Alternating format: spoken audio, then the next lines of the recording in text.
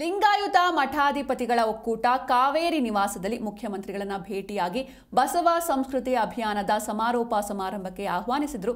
ಬೆಳಗಾವಿ ನಾಗನೂರು ಮಠದ ಪರಮಪೂಜ್ಯ ಅಲ್ಲಮಪ್ರಭು ಮಹಾಸ್ವಾಮೀಜಿ, ಅಥಣಿ ಮೊಟಗಿ ಮಠದ ಚನ್ನಬಸವ ಮಹಾಸ್ವಾಮೀಜಿ, ಶೇಗುಣಶಿಯ ಮಹಾಂತ ಮಹಾಸ್ವಾಮೀಜಿ, ನೆಲಮಂಗಲ ಬಸವಣ್ಣ ದೇವರ ಮಠದ ಸ್ವಾಮೀಜಿ, ಬೆಂಗಳೂರು ನಿಜಗುಣ ಸ್ವಾಮೀಜಿ, ಮಾತೆ ಗಂಗಾಂಬಿಕಾ, ನೆಲಮಂಗಲದ ಪವಾಡ ಮಠ ಸಿದ್ಧಲಿಂಗ ಸ್ವಾಮೀಜಿ, ನಂಜುಂಡಿಯ ಗುರುದೇವರ ಮಠ ಸ್ವಾಮೀಜಿ, ಚಕ್ರಭಾವ್ಯ ಸಿದ್ಧಲಿಂಗ ಸ್ವಾಮೀಜಿ, ಕೆಂಚುಗಲ್ ಬಂಡೆ ಮಠದ ಮಹಾಲಿಂಗ ಸ್ವಾಮೀಜಿ, ಚನ್ನಪಟ್ಟಣದ ಬೇವೂರು ಮಠದ ಮೃತ್ಯುಂಜಯ ಸ್ವಾಮೀಜಿಗಳು ಕೂಡ ಈ ಒಂದು ಸಮಯದಲ್ಲಿ ಉಪಸ್ಥಿತರಿದ್ದರು.